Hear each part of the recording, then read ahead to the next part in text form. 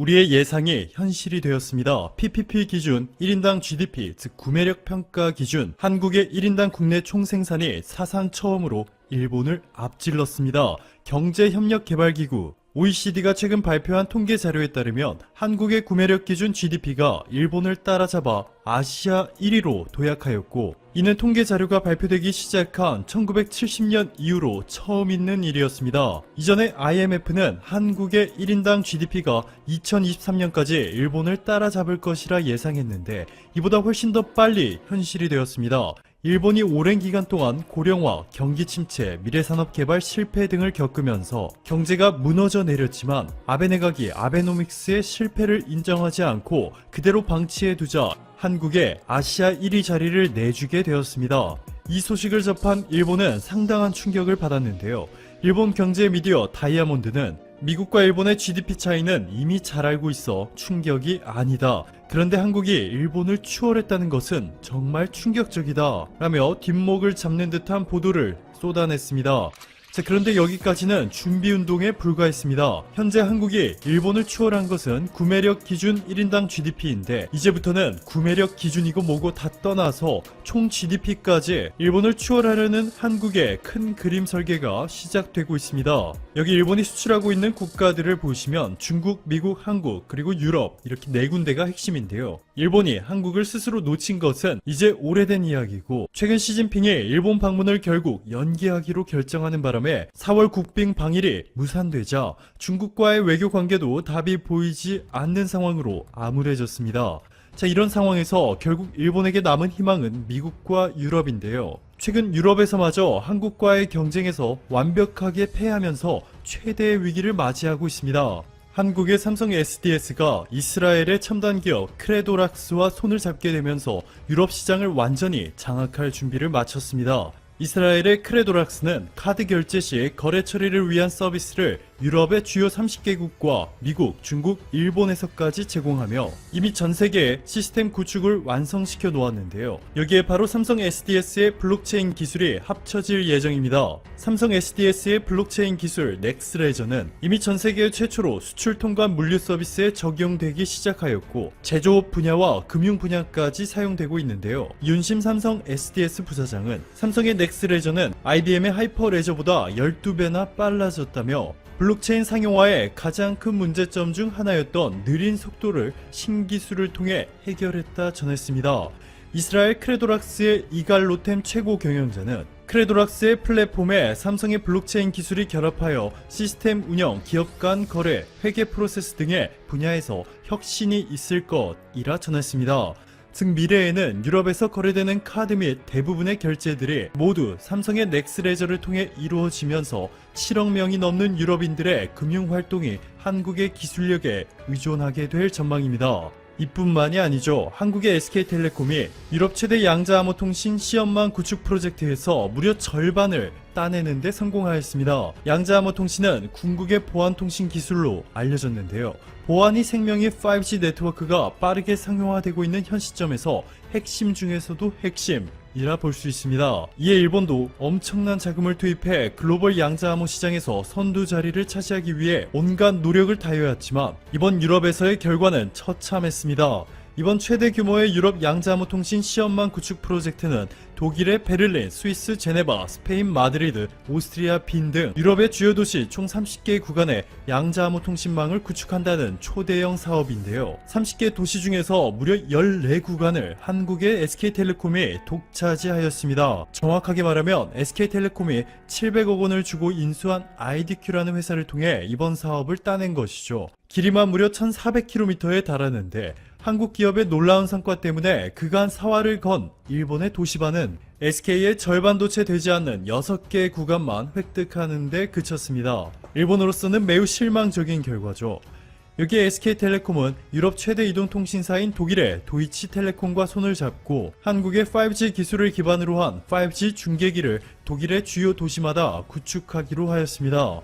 한국의 SK텔레콤이 세계 최초로 개발에 성공한 5G 솔루션이 네트워크 환경이 한국과 비교해 열악한 유럽에서의 문제점을 시원하게 해결해주며 잭팟을 터뜨린 것인데요.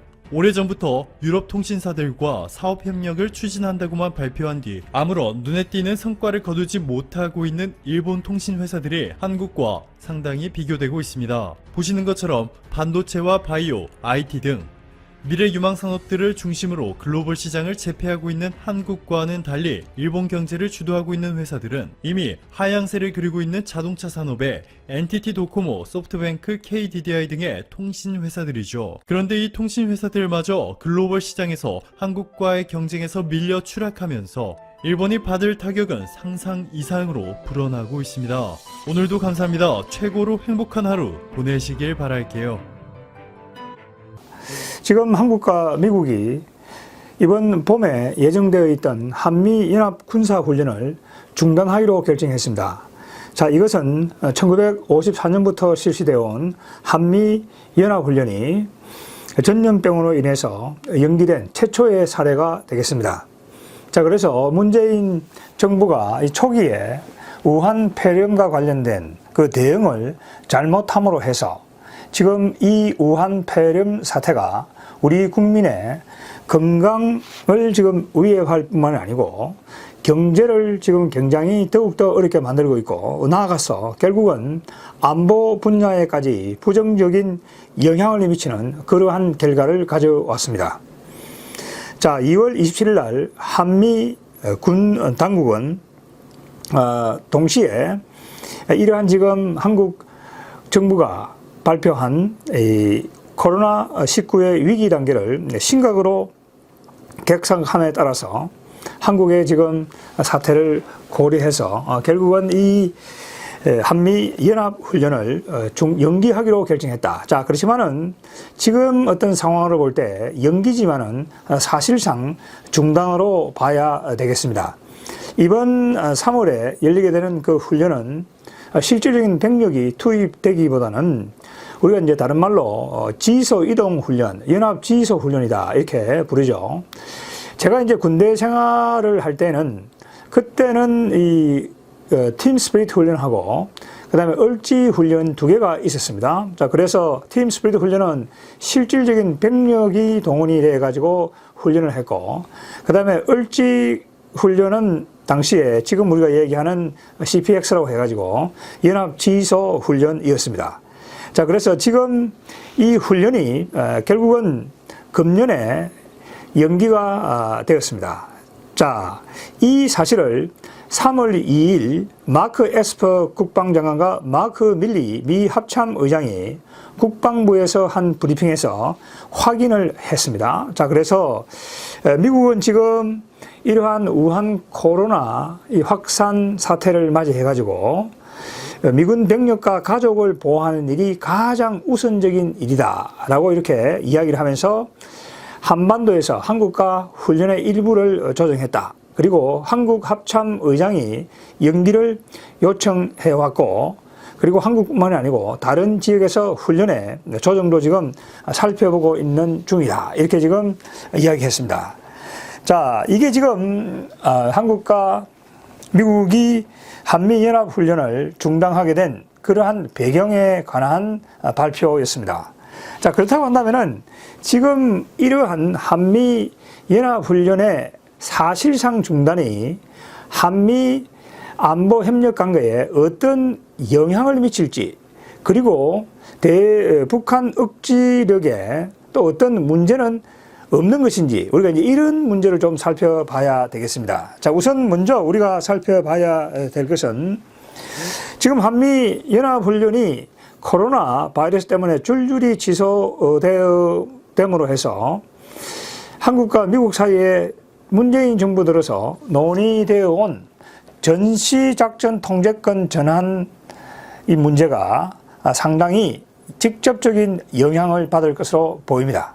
그러니까 한국과 미국은 한국이 지금 문재인 정부 들어서 가지고 전시작전 통제권을 달라 이렇게 이야기를 하고 있죠. 그렇게 해서 지금 한미연합사를 변화시켜 가지고 미래 한미연합사를 만들어야 되겠다. 자, 그렇게 해서 거기에 사령관을 사성 장군인 한국군이 하고 부사령관은 사성 장군인 미군이 한다. 이제 이런 식으로 문재인 정부가 제안을 했죠. 그랬더니 미국은 항상 이게 왕도적인 패권 국가이죠. 그러니까 이 중국이나 소련처럼 말이죠. 이 강압적으로 이렇게 하는 패도적인 패권 국가가 아니죠. 그러니까 힘이 있다고 해가지고 동맹국이나 자기 또 파트너 그런 국가들에 대해 가지고 강압적으로 이렇게 하는 국가를 우리가 패도적인 패권 국가다 이렇게 부르죠.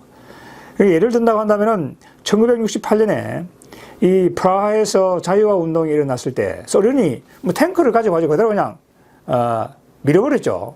그렇게 해가지고 당시 소련 공산당 브레즈네프 서기장이 발표한 것이 브레즈네프 독트린이라고 유명한 것이죠. 그게 이제 다른 말로 제한 주권론입니다. 그러니까 소련의 위성 국가들은 그 주권이 말이죠. 제한을 받을 수 있다. 그러니까 그 소련 위성 국가 내에서 자유화 운동이 일어날 경우에는 소련이 언제든지 탱크라든지 이런 걸 동원해가지고 군사적인 개입을 할 수 있다. 그게 이제 대표적인 패도적인 패권인 것이죠. 그러니까 상대 국가의 의사를 존중하지 않고 강압적으로 가지고 이렇게 그 군사력으로 짓밟아 버리는 것이 패도적인 패권이다. 그러나 미국은 지금 한미 관계 70년사를 이렇게 쭉 보게 되면은 굉장히 왕도적인 패권 모습을 보여주고 있는 겁니다. 항상 이 나토가 됐든 일본이 됐든 한국이 됐든 호주가 됐든 그 동맹국들과의 의견에 차이가 있을 경우에는 인내심을 가지고 그걸 설득을 하려고 하죠.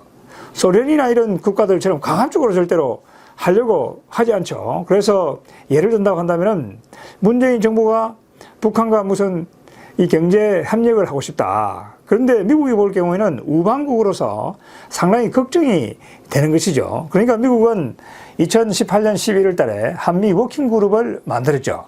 그 워킹그룹을 만들어 가지고 거기에서 문재인 정부가 북한과 협력을 하려고 하는 그런 사안을 다 가지고 와서 미국과 논의를 하자. 자, 그렇게 해서 한국이 추구하는 것이 미국의 대북한 단독 제재에 어긋나는 것인지 아니면 또 한국이 하려고 하는 것이 기존 유엔 제재에 어긋나는 것인지 그런 걸 같이 협의하고 검토해 나가자. 이제 그렇게 함으로 해서 한국이 이 미국이나 유엔으로부터 세컨더리 보이콧을 받아서는 안 된다는 이야기죠. 그러니까 미국은 항상 이렇게 동맹국의 주장을 존중을 한다고 하는 얘기죠. 그리고 힘이 강하지만은 그 미국이라는 국가의 정치 체제가 자유민주주의 체제인 것이죠. 그러니까 이미 그러한 미국의 외교 정책에는 그 자유민주주의라고 하는 대내적인 그러한 이 정치적인 성격이 반영이 되고 있는 것이죠. 과거 소련이나 지금 중국을 여러분 보세요. 이건 전부 다 일당 독재거든요. 그게 이제 자유민주주의가 아니죠. 그러니까 외교 정책이라는 것도 그냥 이렇게 강압적으로 하는 것이죠. 그러니까 중국 외교부에서 한국에 대해서 발표하는 그 성명 내용을 보게 되면은 전혀 미국과 다릅니다.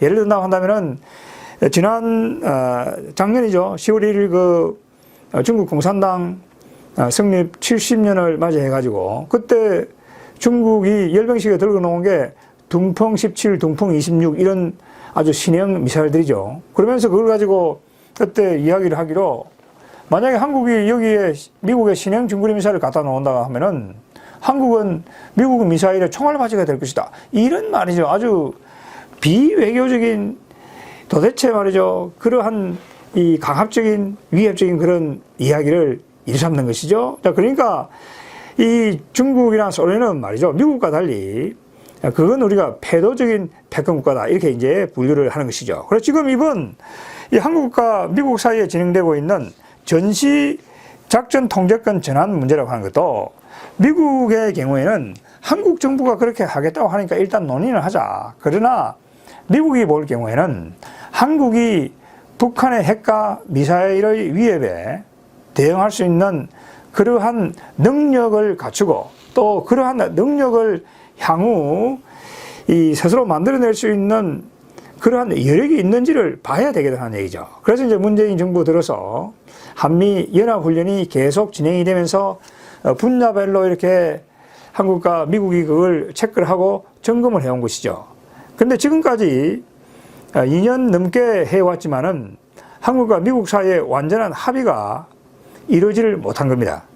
자, 그래서 워싱턴에 있는 세상의 전문에 제가 말씀드렸지만은 그 미 합참에 이 전시작전 통제권을 담당하는 국장이 나와서 발언한 내용을 보게 되면은 거기 국장들의 미 본국에서의 입장은 한국이 전시작전 통제권을 북핵과 미사일 문제가 해결되지 않는데 가져간다고 하는 것은 이건 완전히 시기상조다. 그리고 한국이 능력도 되지 않는데 그걸 가져간다고 하는 것은 워싱턴에서는 굉장히 회의적으로 보고 있는 것이죠. 자, 그렇지만 여기 지금 이 현지에 와 있는 한미연합사령관, 그러니까 주한 미군의 경우에는 하도 한국 정부가 그렇게 이야기하니까 좋다. 그러면 이게 훈련을 통해서 이걸 점검을 해 나가자.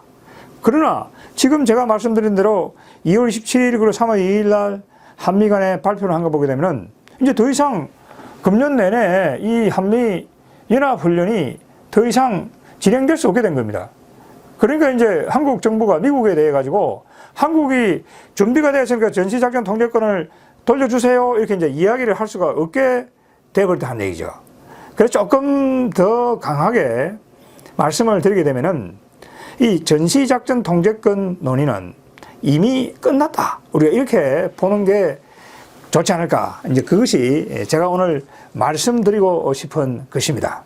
그리고 애시당초에 이 전시작전 통제권 문제를 군사주권 문제로 비화시켜가지고 국민을 선동하고 그걸 가져와야 되겠다라고 이야기한 문재인 대통령의 주장이 잘못되었던 것이죠. 대한민국이 지금 한미연합사를 구성해 있는데 여기에 군사주권을 여기 있는 한미연합사령관 그리고 한미연합 부사령관 그리고 한국의 합참의장 이게 다 협의를 해가지고 나중에 궁극적으로 이 전쟁과 평화의 문제는 워싱턴과 서울에 있는 각각의 이 두 대통령이 결정을 하도록 되어 있습니다. 군사주권이 전혀 이 뺏긴 게 우리가 없는 것이죠. 그러니까 지금 문재인 정부가 전시작전 통제권 무슨 환수다 이런 표현을 쓰죠. 아니 전시작전이 군사주권을 빼앗긴 적이 없는데 뭘 그걸 갖다 가서 환수를 해온다는 얘기죠. 지금 한미연합 사령부에서 같이 지금 행사를 하고 있는 것이죠. 그러니까 문재인 정부는 굉장히 모든 면에서 선동에 능한 것이죠. 그러니까 선동에만 능하지 이번 우한 폐렴 사태를 여러분 보시게 되면은 전혀 실질적으로 이런 위기에 직면해서는 거기에 대응을 제대로 합니까? 대응을 못하죠. 그러니까 우한 폐렴 사태가 발생했을 때 전문가들의 의료 전문가들 그리고 감염 전문가들의 이야기는 그 중국으로부터 오는 그 사람들을 이 방문을 못하도록 철저하게 봉쇄해야 된다 이렇게 이야기했죠. 근데 그 말을 듣지 않고 정치 논리를 앞세우다가 지금 이렇게 5,000명 넘는 확진자가 생기고 30명이 넘는 지금 사망자가 생겨가지고 우리 국민의 건강이 크게 지금 위협을 받고 있는 것이죠. 그러니까 지금 여기 전시작전 통제권 문제라고 하는 것도 아니 문재인 대통령이 외교하고 무슨 군사에 경험이 있는 사람입니까? 없잖아요. 그러면은 아니 의료에도 경험이 없잖아요. 그러니까 의료 문제에 대해서도 거기 전문가들 이야기를 들어야 될 텐데 그걸 안 들어가지고 지금 이 국가가 지금 완전히 그 코로나 바이러스 위기가 돼 있고 이 전시작전 통제권 문제만 하더라도 정치의 논리를 내세울 게 아니고 정말로 한국의 군사 안보의 상황이 어떻게 되어 있는지 그걸 말이죠. 그 군 참모들의 이야기를 들어가지고 또 미국과 이 그런 문제를 협의를 해가지고 한국의 현실에 맞게 이 한미동맹을 관리를 해 나가야 될 텐데 북한 눈치나 보고 그 다음에 중국 눈치나 보고 이렇게 해가지고 대한민국의 이 군사안보를 갖다가 이렇게 약화시키는 결과를 가져오는 전시작전 통제권 전환 문제를 추진한다. 이건 미국이 보기에는 절대로 받아들이기 어려운 것이죠. 그래서 결국은 이번 우한 폐렴 이 위기 때문에 그 전시작전 통제권을 문재인 대통령이 자기 말로 환수를 받아야 되겠다 하는 이것은 말이죠. 이미 어려워졌다. 이 문제는 거의 끝난 것으로 우리가 이렇게 봐야 되겠다. 이렇게 생각하는 것이죠.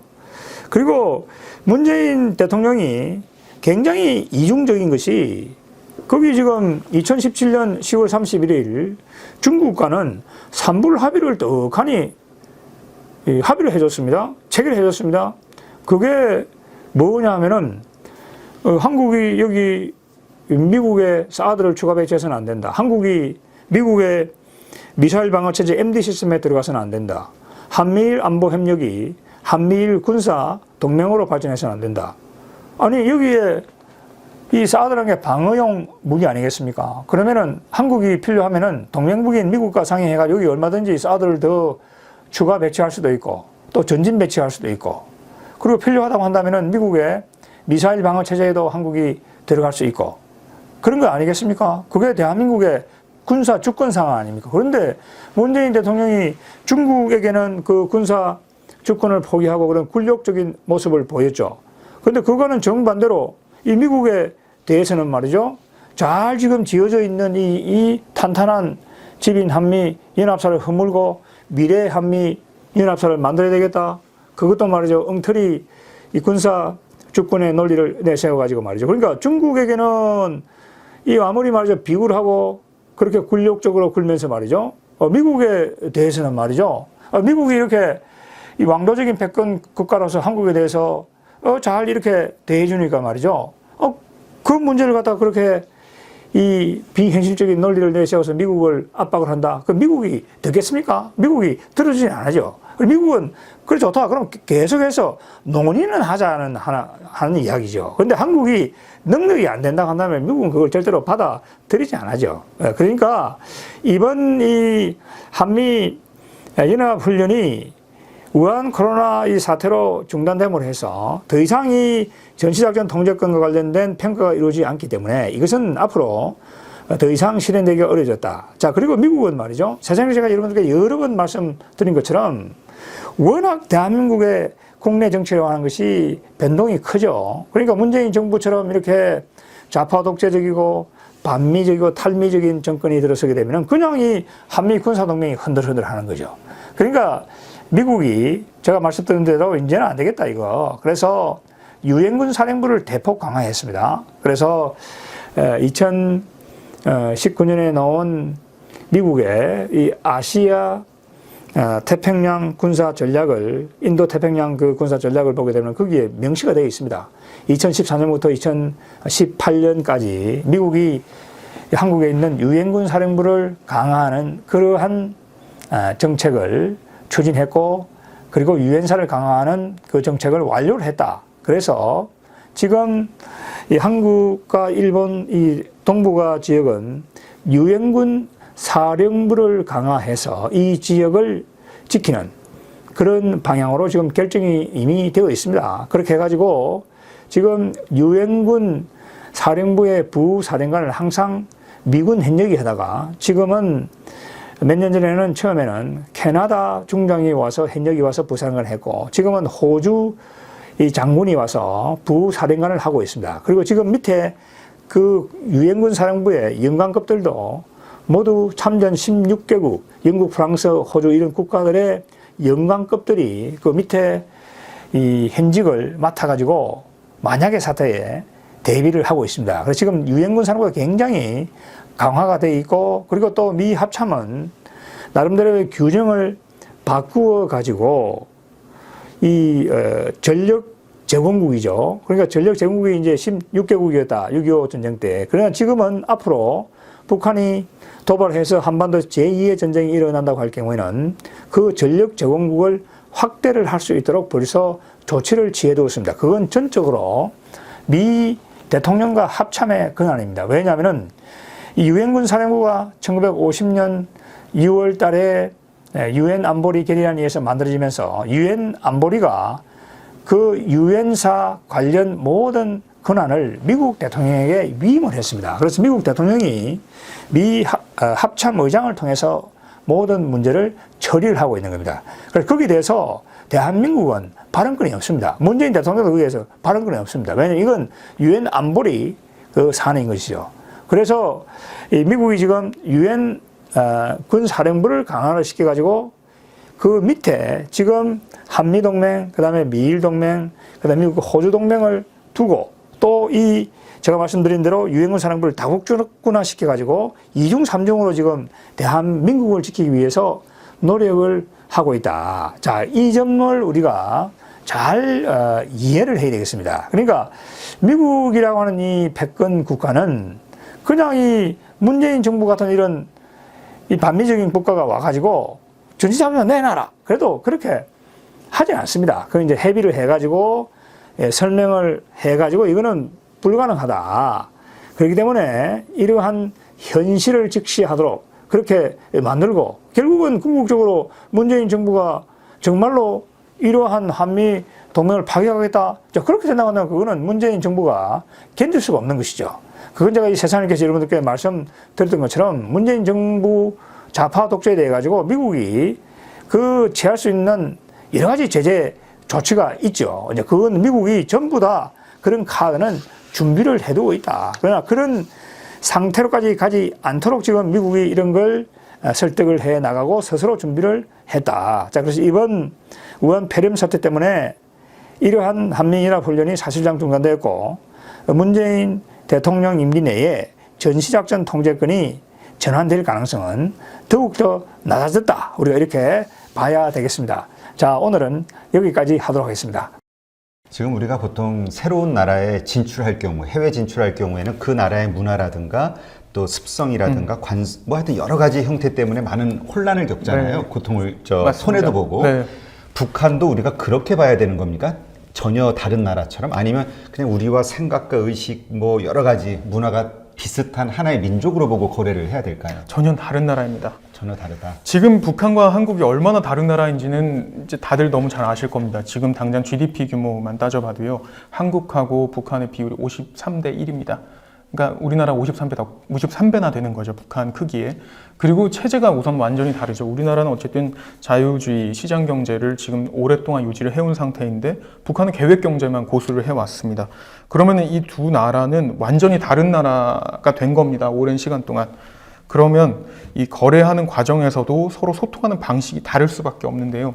제가 이번에 취재를 하면서 그 한인 사업가분들을 굉장히 많이 만났어요. 대북 사업을 하시는 분들인데 이런 분들이 저한테 얘기해 준 노하우들이 굉장히 재밌었습니다. 그중 한 가지만 딱 소개를 해드리면 북한의 무역상들이 이렇게 중국에 와서 물건을 수출하기도 하고 그리고 또 수입해 가기도 합니다. 그런데 이 사람들하고 같이 협상 테이블에 앉았을 때에는 두 가지를 주의해야 한다고 합니다. 첫 번째는 두루뭉실하게 반드시 말해야 되고 두 번째로는 3번 만난 다음에 가격을 제시해야 된다고 합니다. 왜 두루뭉실하게 말해야 될까요? 그거는 이유가 굉장히 웃긴데 아까도 말씀드렸듯이 북한의 실제 무역회사들은 대부분 당이라든지 뭐 정부기관이 가지고 있습니다. 이제 그러다 보니까 이 회사에 소속되어 있는 직원들은 공무원 같은 거죠.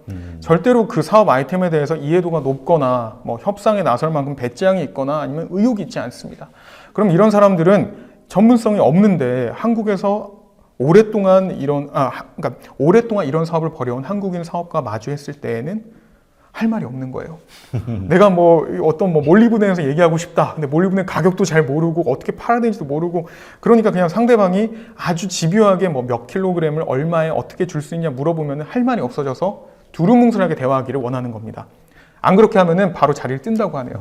그리고 두 번째가 뭐냐면 3번 만나서 가격을 제시하라 이건데 왜 3번이냐? 공부할 시간을 주는 겁니다. 3번 만나는 동안 이제 서로 이렇게 얘기를 주고받고 하면서 자연스럽게 이 아이템에 대한 이해도가 그 북한 무역상은 높아질 것이고 또 이제 마지막 3번 정도 만나고 나면은 이제 한인 사업가가 중국에서 네가 말한 그 물건 가격은 이 정도더라 라고 얘기를 하면은 이제 수긍을 하거나 자기가 스터디한 것을 기반으로 해서 가격 제시를 하는 겁니다. 그러니까 이런 식으로 우리가 생각했을 때는 이렇게 사업을 할 수도 있나 싶을 정도로 북한의 그 마인드는 저희랑 많이 다르죠. 그러니까 다시 말해서 우리가 앞으로 상대해야 될 북한 사업가는 어쩌면 공무원과 사업가 사이 뭐 그런 사람일지도 모릅니다. 진짜 그렇게 말이 안 되는 상대하고 네. 끌고 나가려면 엄청난 인내심이 그렇죠. 필요하잖아요. 네. 그러니까 시간 투자를 많이 해야 되니까 맞습니다. 그런 게 아마 필요하겠다는 생각이 드네요. 맞습니다. 그 외에도 좀 북한 사업을 할 때, 북한과 사업을 하려고 할 때 어려운 점들이 또 있을까요? 어려운 점들이 여러 가지가 있는데요. 이거는 제가 그 옌지에서 오랫동안 대북 사업을 한 그 최경리라는 분을 통해서 이제 들은 이야기인데 북한에 투자를 할 때에는 최근에 중국 회사들이 한 가지 이제 갖고 있는 전략이 최소화 전략이라고 합니다. 한 2000년대 초반만 해도요, 북한의 채굴권이나 이런 걸 얻기 위해서 대규모 투자를 많이 했어요. 그 대규모 투자라는 건 돈의 액수를 의미하는 게 아니고요, 시설이라든지 뭐 각종 장비라든지 이런 걸 꽉꽉 채워 넣었습니다. 그렇게 해서 빨리 채굴을 해가지고 양산된 광물을 중국으로 가져오면 이득이겠거니 생각을 한 건데 해보니까 자꾸 뒤통수를 맞는 거예요. 이거는 뭐 우리나라도 똑같이 경험을 했던 건데 90년대에 아무리 덩치가 큰 기업이 가도 북한 입장에서는 계속해서 이 기업들을 통해서 빼먹을 궁리를 하기 때문에 법을 바꾼다든지 정책을 바꾼다든지 뭐 인프라를 추가로 요구한다든지 이런 식으로 자꾸 옥죄어가지고 결과적으로는 그냥 시설이나 이런 거 다 버리고 나오게끔 만들어 버립니다. 이제 그러다 보니까 북한에 투자하는 중국 기업들이 최근에는 가장 조금 투자할 수 있는 방법, 가장 시설을 적게 넣을 수 있는 방법 이런 걸 연구해서 품위가 낮은 광물을 많이 가지고 온다고 합니다. 그러니까 품위가 낮다는 건 가공이 덜 됐다는 거고 가공이 덜 됐다라는 뜻은 현지에서 그냥 캐자마자 갖고 오는 것들이 많다라는 뜻이죠. 아, 현재에다 네. 시설 그렇죠. 네. 건축해봐야 네. 관리하기도 힘들고 그렇죠. 돈만 그렇죠. 들어가니까 네. 그냥 원자재만 수입해가는 방식으로. 맞습니다. 그리고 또 어떤 어려움이 있냐면 바로 이 대북 제재나 이런 예측하지 못할 외부 요인들이 작용을 한다는 겁니다. 그러니까 예를 들어서 제가 이번에 만난 왕 사장이라는 사람은 굉장히 엘리트 한족 사업가인데 이 사람이 중국에서 1억 위안 정도를 투자 받아가지고 북한에다가 수산물 가공센터를 만들었어요. 그런데 이게 사업이 당연히 잘 될 줄 알았죠. 왜냐하면 누가 봐도 북한의 노동력 굉장히 싸고 수산물은 너무나 신선하기 때문에 거기에서 가공을 해가지고 다시 중국으로 수출을 하면은 떼돈을 벌 게 명확했으니까요. 그리고 이분이 굉장히 똑똑했던 게 그 옆에 시장 같은 걸 조성을 해가지고 아예 관광지처럼도 개방을 했습니다. 그런데 2017년부터 대북 제재가 확 강화되면서 수산물 수출길이 막힌 거예요. 그러니까 어떡하나요? 이 사람은 이제 한순간에 더 이상 여기서 돈을 뽑아 먹을 수 없게 된 겁니다. 이런 것들이 바로 북한에서 사업을 하는 중국인 투자자들이 두려워하는 부분이고요. 그 다음에 또 추가로 뭐가 있냐면은 북한에서는 이제 운송로가 정비가 안 돼 있다 보니까 물자 같은 것을 가져오는데 굉장히 애를 먹습니다. 이 물자 가져오는 게 뭐가 문제냐 얘기할 수도 있겠지만 사업 진행이 그만큼 느린 겁니다. 특히나 이제 북한 관련 사업은 광산 개발이나 이런 것들이 많이 있는데 제때 장비라든지 뭐 차가 오지 않고 이러면 사업을 제대로 이어갈 수가 없겠죠. 그러니까 이런 부분들이 계속해서 북한의 리스크로 지목되고 있습니다. 법적인 부분도 많이 있었는데요. 다행인 거는 아무래도 이 김정은 정권 들어서면서 법 체계 관련해서는 몇 번의 헌법 개정이나 이런 걸 통해서 대외 무역, 특히나 이렇게 외부 투자자에 대한 굉장히 우호적인 조항들을 많이 넣고 또 김정은의 그런 지시도 있어가지고 조금은 개선된 부분이 보입니다. 그러니까 지금 김정은은 어쨌든 스위스에서 네. 유학을 했었기 때문에 그래도 좀 민주 그 어떤 시스템에 대해서 좀 이해도가 있을 거라고 생각이 되고 민주 시스템은 아니고 경제, 그렇죠. 자본주의 자본주의 시스템에 대해서는 이해도가 자본주의 있겠죠. 시스템에 대해서 이해가 될 거라 생각하고 계약이 얼마나 중요한지. 네. 그러니까 지금 아까 사례로 몇 가지 얘기했던 중국 사업가들이 북한에서 당했던 이러한 것들이 좀 과거의 일인지 혹은 최근에도 그러한 일들이 비일비재하게 벌어지고 있는지가 갑자기 궁금해집니다. 이 일들은 여전히 일어나고 있는 현재도? 일이라고 보시면 됩니다. 네. 그러니까 그 북한이 그 기본적으로 이 상거래와 관련된 자본주의, 그러니까 네. 이거에 낙후돼 있는 거네. 의식 자체가 좀 그렇죠. 부족한 거고. 네. 그리고 북한 입장에서는 아까도 말씀드렸듯이 이 광물이라든지 중요한 자원들 또 어떤 이권, 예를 들어서 뭐 관광지에다가 카지노를 만든다 이런 이권들은 북한도 바보가 아니기 때문에 자기네들이 가격을 따져봤을 때 이건 비싸게 팔아야 한다 느끼고 있습니다. 그런데 중국 같은 경우에는 계속해서 제재 속에서 유일한 북한의 상대국이라는 그 이유로 가격을 깎고 더 좋은 조건으로 가져가려고 하니까 북한이 줄다리기를 하는 측면도 분명히 있습니다. 그러니까 이런 것들이 자꾸 지금까지도 이어져 오고 있는 거고요. 그리고 잘못하면 이것이 일종의 관행처럼 남을 가능성도 있습니다. 네. 그러게요. 그러니까 그러면 불확실한 거 싫어하는 사업가들이 예. 못 들어가죠. 거기. 그렇죠. 네. 그래서 아마 이런 것들을 최대한 이렇게 없애기 위해서 김정은이 적극적으로 추진하는 것이 경제 특구, 그러니까 특수경제지대라고 불리는 곳인데 이거는 이제 외국 자본 투자를 받기 위해서 북한 안에 북한 아닌 곳을 만들었다고 보시면 됩니다. 이런 게 2013년부터 한 22개 정도 만들어져 가지고요. 기존에 있던 1991년부터 시작됐던 북한의 경제 특구 뭐 6개, 뭐 개성공단 빼고 이렇게 하면은 다 합쳐서 27개네요. 요 27개를 지금 현재 열심히 만들고 있습니다. 그러니까 여기에서 앞으로 외자를 제대로 받아가지고 북한의 기존에 있는 어떤 시스템에서 조금 더 벗어난 보장되는 그런 투자를 할 수 있도록 김정은이 구상은 하고 있습니다. 물론 대북 제재 때문에 아직은 매우 초기 단계라고 보시면 되고요. 그리고 그것이 풀리고 개방화가 진전이 네. 됐을 때는 바로 중국이 이제까지 깔아놨던 그 작업들에 의해서 네. 전부 그쪽으로 넘어갈 가능성이 많다는 거겠네요. 네, 전부는 아니지만 상당 부분 넘어갈 가능성 상당히 있습니다. 선점이라는 게 무섭거든요. 네. 근데 뭐 한국 빼고 중국 외에 다른 외국 국가가 들어올 만한 국가는 러시아 정도가 있겠죠. 그렇죠. 네. 지금도 뭐 러시아 같은 경우에는 북한하고 협력 사업을 어쨌든 많이 추진하려 노력하고 있고요. 그 대외 무역에서도 어쨌든 러시아는 2위 국가입니다. 1.1%대의 무역액을 계속 차지하고 있고요. 그러면 이제 그 많은 분들 이제 사실 한국 사회에서는 뭐 그 찬반 뭐 정치적인 이유도 네. 있고 뭐 찬반 그 논리가 강하잖아요. 네. 반대하시는 분들 입장에서는 우리가 정말 통일이 되는 그 시점에 우리가 투자해도 된다라고 말하는 분도 있고 뭐 그러지 않은 쪽은 뭐 미리 해야 나중에 뭐 효과를 볼지 않는 네. 그런 얘기도 있는데 맞습니다. 어떤 게 현재 돌아가는 상황을 봤을 때 좀 합리적인 추론이라고 볼 수 있을까요? 통일이 내년에 온다면 통일되고 난 다음에 해도 늦지 않죠. 그런데 통일이 제가 봤을 때는 정말 요원한 것 같습니다. 저도 굉장한 통일론자인데 아까 제가 17년 동안 중국에 살았다고 했잖아요. 제가 중국에서 그 거주했던 지역이 바로 랴오닝성 이쪽입니다. 그러니까 저는 굉장히 접경 지역에서 북한 분들도 많이 봤었고 이 어떤 남북 통일에 대한 미래에 대해서 굉장히 많이 관심을 가졌는데 지금은 제가 아무리 현장을 뛰면서 보고 전문가들 만나서 이야기를 들어봐도 우리가 생각하는 통일, 양 체제의 합은 거의 그러니까 아주 가까운 미래에 오지 않을 가능성이 높다는 게 아주 많은 의견입니다. 그렇기 때문에 우리 입장에서는 이 통일만 바라보다가는 중국이 계속해서 경제협력을 북한과 확대해서 북한 경제를 중국의 우산 아래 완전히 그냥 집어넣어버리면 우리만 손해인 거죠. 그래서 제가 생각했을 때는 우리가 지금 해야 될 가장 중요한 거는 북한과 한국의 통일을 자꾸 생각하면서 북한을 정치적으로 대할 게 아니라 한번 중국과 북한이 2010년에 특정 계기로 확 관계가 변했던 것처럼 우리도 북한을 경제 파트너로 한 번쯤 인식을 해보고 북한과의 경제 관계를 어떻게 틔워볼까 이 부분을 조금 더 고민을 하면 좋을 것 같습니다. 그러면 여기서 포인트는 뭐냐면 바로 북한의 경제 개방, 북한이 이제 외자를 요치할 수 있는 그 시기가 오면 우리나라가 적극적으로 들어갈 준비를 하고 그 시기를 계속 주시하는 거죠. 네. 근데 이야기를 들으면서 문득 떠오르는 게 우리가 고정관념처럼 가지고 있는 게 네. 통일을 해야 된다 이 생각이 있는데 네. 그러니까 뭔가 목적이 있고 의도가 분명한 상태에서 서로 이게 거래가 잘 안 되는 게 아닌가 싶은 생각이 언뜻 들어요. 그럼 맞을 겁니다. 통일이라는 거는 너무 어려운 일이거든요. 그렇죠. 아까- 한쪽이 네. 뭐 무너지든가 그렇죠. 뭐 어려운 거니까 정치적으로도. 그리고 우리나라가 원한다고 해서 통일이 되는 것도 아닙니다. 북한 의향이 굉장히 중요하거든요. 그런데 최근에 북한의 어떤 동향 변화를 보게 되면은 북한이 최근에 공개적인 자리에서 한국을 칭할 때 남측이라고 잘 안 씁니다. 대한민국이라는 표현이 상당히 많이 나오고 있죠. 그게 뭐냐면은 예전에는 우리 민족 해가지고 너네도 언젠간 우리의 한 부분이니까 해서 남측이라고 부르던 거를 이제는 멈추고 있는 겁니다.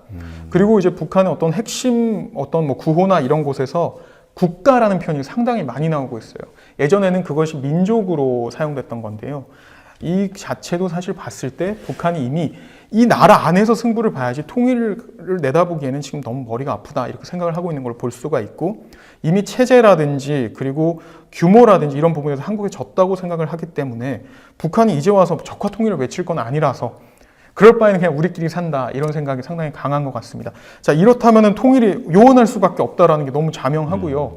그런 경우에는 우리가 통일을 기다리는 것 자체가 조금은 물론 이제 그런 걸 기대할 수야 있겠지만 통일을 기대하는 것보다 그에 앞서서 경제 개방의 미래를 조금 더 주시하는 편이 현실적이고요.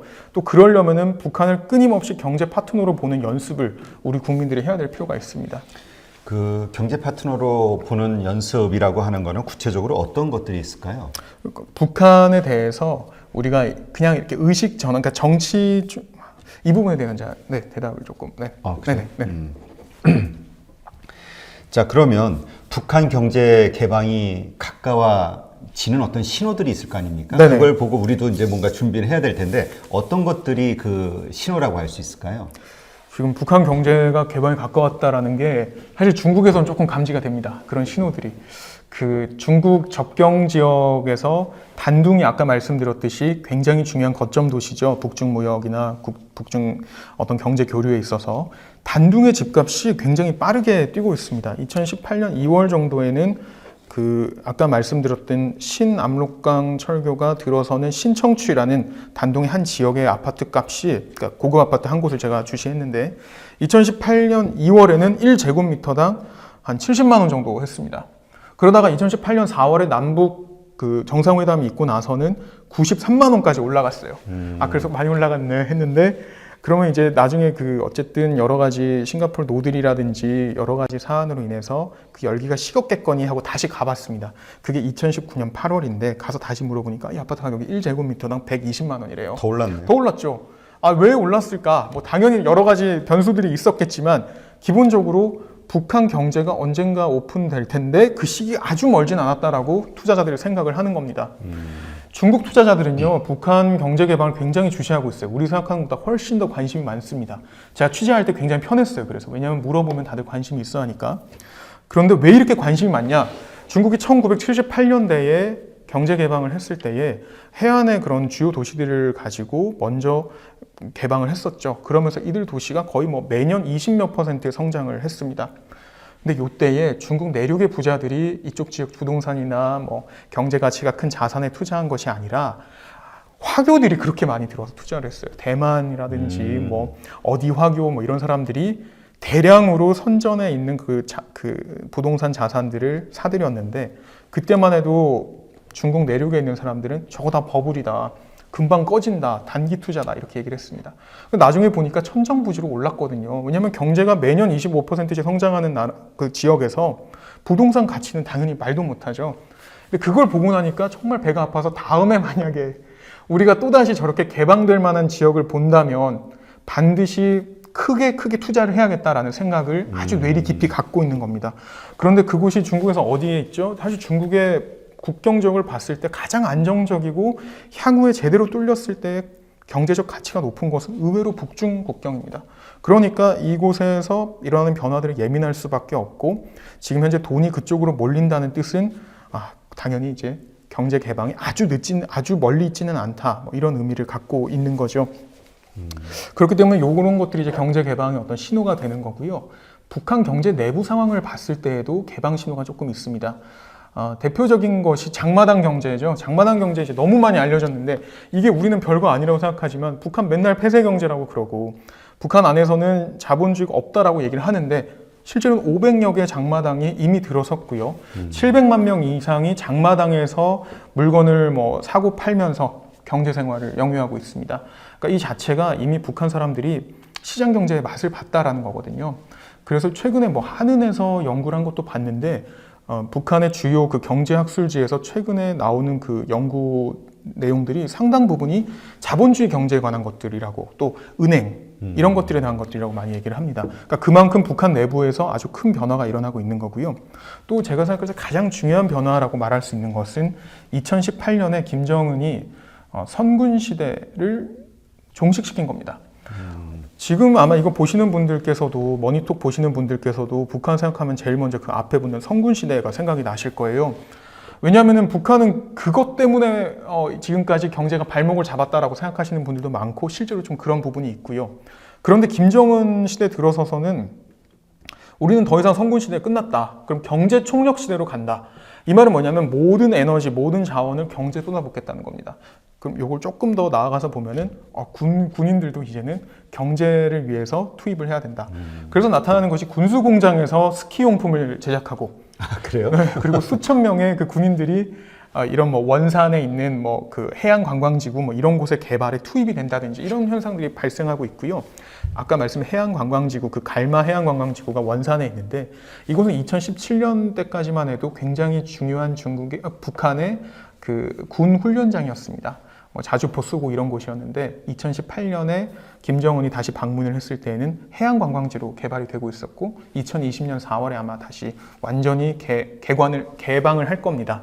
그러니까 이런 것들만 봐도요, 북한이 지금 현재 경제 올인을 했고 끊임없이 시장 경제를 도입하고 있으며 중국과 무역을 통해서 계속해서 대외 무역이라는 거에 어떤 맛을 보고 있어서 이런 것들이 어느 정도는 어느 정도는 경제 개방의 기초적인 요소들을 다 장착시켰다. 이렇게는 말을 할 수 있을 것 같습니다. 근데 아까 뭐 단둥 지역에 다리, 국경 지역에 네. 다리가 여러 개 지금 놓여져 있다고 그랬잖아요. 맞습니다. 2개. 네. 예. 그러니까 이제 교역을 할 모든 준비는 끝난 거네요. 아, 그렇죠. 네. 그러니까 이제 딱 제재 완화가 딱 스타트되는 순간 난리가 나는 겁니다. 네. 그럼 이제 그 순간이 되면은 이제 우리도 뭔가 접촉의 기회가 늘어날 거고 네. 한국 기업들도 뭔가 시도를 할 텐데 뭐 어떤 아이템 혹은 뭐 주의해야 될 게 어떤 게 있을까요? 지금 말씀하시는 것은 아주 그냥 상식적인 시나리오를 생각을 하면요. 제재 완화가 어찌저찌 된다.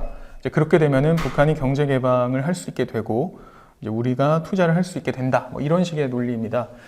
이거는 이제 상당히 좀 가능성이 높고 또 어떻게 보면 쉬운 시나리오죠. 진짜 이렇게 된다라는 가정하에 말씀을 드리자면은 북한 경제, 북한에 투자한다. 대기업 같은 경우에는 뭐 물류, 유통, 뭐 건설, 뭐 이런 쪽에다가 아주 과감하게 투자를 할 수가 있죠. 북한이라는 곳은 이머징 마켓이니까요. 앞으로 선전처럼 뭐 15년 정도는 뭐 매년 20% 성장할지도 모릅니다. 그러니까 이제 그런 곳에 투자하는 게 좋고 또 아주 초반에는 인프라가 갖춰져 있지 않다라는 점을 감안을 해봤을 때에는 대기업 같은 경우에 그러니까 돈이 많다는 가정하에는 사실 관광지, 호텔 이런 쪽을 집중하는 것이 조금 현실적입니다. 왜냐하면은 이 이동의 자유까지는 아직은 뭐 그렇게까지 없으니까요. 그러면 호텔 같은 경우에는 북한의 고급 호텔 전부 1980년대에 지어져서 노후화됐고요. 이런 것들 리모델을 새로 지으면 당연히 돈이 될 거고 또 관광지 같은 경우에는 뭐 지방 관광지 같은 경우에는 북한 입장에서는 돈을 많이 끌어오고 싶겠죠. 그럼 요럴 때 사실 카지노라든지 이런 이권을 쉽게 따갈 수 있는 겁니다. 그럼 여기에다가 카지노가 아니더라도 오락시설만 제대로 갖춘 대규모 관광지를 만든다. 뭐 그런 것들에 대기업이 투자할 수도 있고요.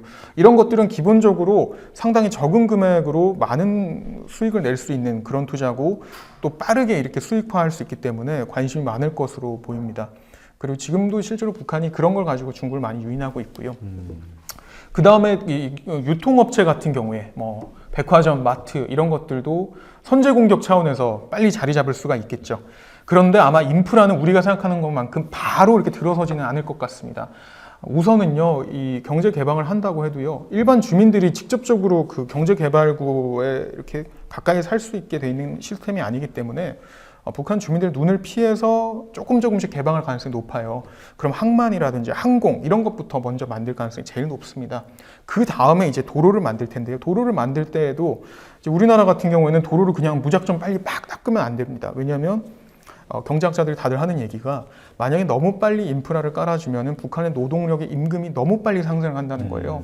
임금이 너무 빨리 높아지게 되면 어떤 문제가 생기냐면은 중소기업이라든지 이런 경공업 업체들이 굳이 북한에 들어갈 이유가 없어지는 겁니다. 그럼 북한 개발에도 도움이 안 되죠. 이거는 속도가 반드시 정부의 통제 하에 이루어져야 됩니다. 그리고 아무래도 많은 비용이 투입이 되고 나중에 이것을 통해서 이제 돈을 뽑아 먹는 건 오래 걸리니까 아무래도 기업하고 정부가 함께 움직이는 편이 가장 옳겠죠. 이런 것들이 이제 대기업 차원에서 할 수 있는 것들이고요. 뭐 중소기업, 중견기업 같은 경우에는 저희가 가장 쉽게 떠올릴 수 있는 개성공단 생각하시면 됩니다. 개성공단의 플러스 뭘까요? 판매처.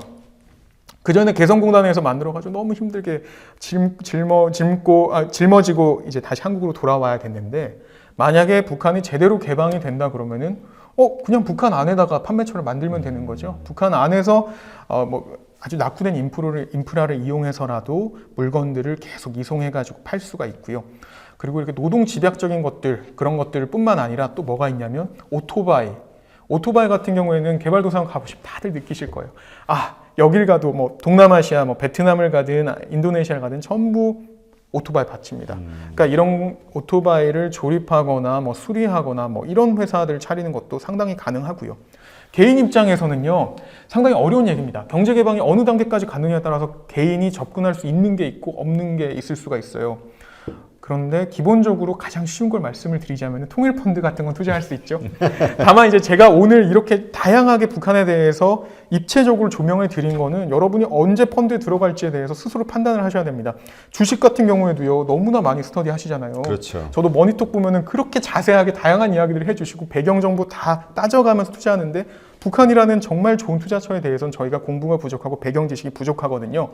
그러니까 저는 제가 오늘 말씀드리는 건 여러분께서 투자 시점을 잡기 위한 어떤 사전 공부를 위한 거라고 생각하시면 될 것 같습니다. 네. 그러니까 우리가 아무래도 그 투자자들이 네. 고정관념이라고 그럴까? 어떤 선입관이 없어야 되는데 네. 일단 우리 정치적으로 적이잖아요. 적이니까 미워하는 만큼 그런 네. 안 좋은 역사들이 있고 하니까 그런 것 때문에 사실 뭐 이렇게 왜곡이 돼 있는데 네. 그냥 투자라는 단순한 논리로만 봤을 때는 그렇죠. 언젠가는 크게 한번 돈을 벌 수 있는 기회 투자처라고 맞습니다. 보고 네네. 이제 공부해 나가는 그런 자세가 좀 필요하겠네요. 그렇습니다. 근데 지금 말씀하셨던 거가 너무 맞기는 한 게 우리나라가 북한을 투자 대상으로 보는 것은 너무 어려운 일입니다. 그러니까 아무래도 우리나라는 오랫동안 북한을 적대시한 측면이 있고요. 또 그게 어느 면에서 당연했고, 그리고 또 우리나라는 북한에 여러 번 투자를 했고 실패한 경험이 있습니다. 너무 슬픈 건데 어쨌든 1988년에 7.7 특별선언을 했고 그때부터는 북한 투자 가능해졌어요. 그러니까 사실은 그 당시만 해도 뭐 냉전이 뭐 제대로 끝나지도 않았는데 우리나라가 북한에 먼저 손을 내밀어가지고 우리 경제적 관계를 맺자라고 한 겁니다. 그런데 잘 안 됐어요. 1994년부터 대기업 9곳이 집중적으로 들어갔죠. 근데 3통이 안 됐다고 합니다. 통관, 뭐 통행, 그리고 그 통신 뭐 이런 것들이 안 되니까 사업을 제대로 이어나갈 수 없었고 그러다 보니까 몇 년 만에 철수를 했죠. 뭐 3, 4년 정도에 다 철수를 한 걸로 알고 있습니다. 그리고 2000년대 들어서는 어떻게 됐냐면 중소기업, 중견기업들이 중국을 이용해가지고 중국에서 대북 사업을 많이 했습니다. 근데 이건 어떻게 끝났죠? 2010년 5.24 조치로 다 끝났습니다. 2010년 5.24 조치 당시만 해도 우리가 조금은 기대감을 갖고 있었죠. 아마 우리가 없으면 그 북한의 무역의 어떤 그 적자가 아주 심해져가지고 중국하고도 거래를 못할 거야 생각을 했는데 웬걸 중국이 다 메꿔줬거든요. 그러면서 우리는 이 두 번의 아주 뼈아픈 실패를 경험해서 더 이상 우리는 북한을 쉽게 투자 대상으로 보지 못하는 심리 상태가 된 겁니다. 그런데 어찌 됐든요. 반드시 북한의 개방은 오는 현실이고요. 아주 가까운 미래일 가능성이 높습니다. 괜히 요즘 이렇게 많은 사람들이 북한 개방에 대해서 이야기를 하는 게 아닙니다. 그렇기 때문에 우리로서는 어쨌든 북한을 경제적 대상으로 보고 어떻게 투자할 것인지의 관점에서 관찰하는 것이 굉장히 중요한 그런 시점인 거죠. 그러니까 어떻게 보면은 좀 약간 객관화시킬 필요가 있겠네요. 네. 우리가 너무 그 당사자 입장에서 네. 당사자가 되면은 그 기대가 막 섞이잖아요. 네, 기대와 그렇죠. 나의 모든 네. 그 뭐랄까 원망과 모든 네. 게 다 합쳐지는데 그게 아니라 정말 투자처로만 보고 냉정하게 네. 냉정하게 바라보는 맞습니다. 정말 여기가 우리 경제에 도움이 될까 네. 혹은 돈이 될까 이 관점에서 그렇습니다. 네. 근데 어쨌든 중국은 우리는 실패할 때마다 포기하고 뭐 끊고 이랬지만 중국은 계속 그걸 기회로 재협상을 하면서 더 큰 이득을 네. 먼 훗날을 위해서 인내해 가고 있다는 얘기네요. 그런 부분은 확실히 맞습니다. 네. 네, 오늘 또 이렇게 그래서 참 네. 하나 마지막. 네네. 얼마 전에 네. 그 부동산 전문가신데 네. 이분도 이제 이렇게 북한에 대해서 네. 투자처를 이렇게 나름대로의 스터디를 하시는 분이었어요. 네. 그래서 정말 독특한 논리를 네. 하나 내놓으셨는데 네. 북한이 만약 개방화되고 네. 우리가 만약 기회가 된다고 하면 네. 북한 대동강변에 아파트 네. 매입해야 된다. 네. 그 얘기를 했다가 댓글 테러를 당하신. 그 부분은. 근데 그것도 어느 날인가는 현실이 될 수도 있을 겁니다. 예. 네. 우리 한강변 아파트처럼. 너무 재밌네요. 그래서 제목을 대동강변 아파트를 네. 지시해라, 뭐 투자해란가 뭐 이런 식으로 네. 잡았는데. 아마 그 댓글들이 많은 부분에서는 그 너무 요원한 미래고 지금 현실과 너무 맞지 않아서 아마 그러셨을 겁니다. 사실 제가 오늘 여러분께 드리는 이 어떤 투자에 대한 이야기들도 여러분들께 시기를 잘 잡을 수 있도록 어떤 가이드라인을 드리는 거니까요. 여러분들께서 잘 팔로우하시고 제가 말씀드린 신호들을 잘 따라가시면 또 북중 머니 커넥션 사서 읽으시면 아마 큰 도움이 되실 겁니다. 깨알 같은 홍보? 네.